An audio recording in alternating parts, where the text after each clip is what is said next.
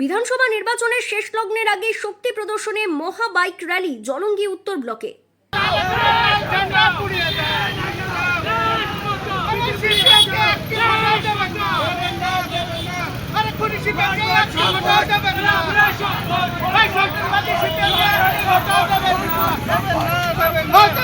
মুর্শিদাবাদের ৭৬ নম্বর জলঙ্গি বিধানসভা কেন্দ্রে তৃণমূল কংগ্রেস প্রার্থী বাবর আলীর সমর্থনে উত্তর ব্লক তৃণমূল কংগ্রেস সভাপতি বিজন কুমার মণ্ডলের নেতৃত্বে অনুষ্ঠিত হলো বিশাল বাইক র্যালি।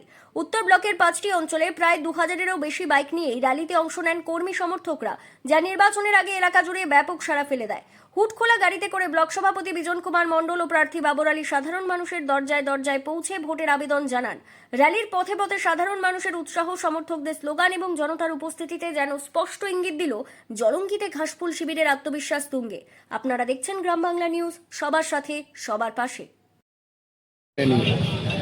অবশ্যই আমাদের নির্বাচনী যে প্রচারে শেষ প্রান্তে আমরা এসে পৌঁছেছি।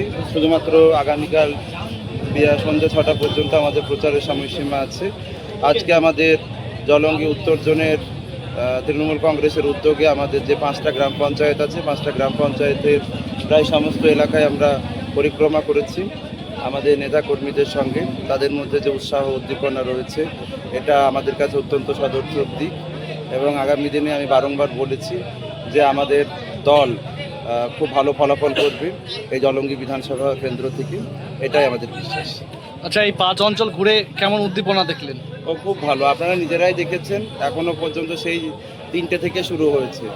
দেখুন, এখনও পর্যন্ত তাদের মধ্যে যে উচ্ছ্বাস উদ্দীপনা রয়েছে, এখান থেকে প্রমাণ করে যে আমরা সকলেই খুব খুশি। আচ্ছা, ভোটের আগে কি তাহলে বিজয় উল্লাস হয়ে গেল? সেরকম কিছু ব্যাপার নয়, কিন্তু অবশ্যই এটাতে আমরা এনকারেজ করছি, আমরা প্রত্যেকে এনকারেজ করছি। ধন্যবাদ।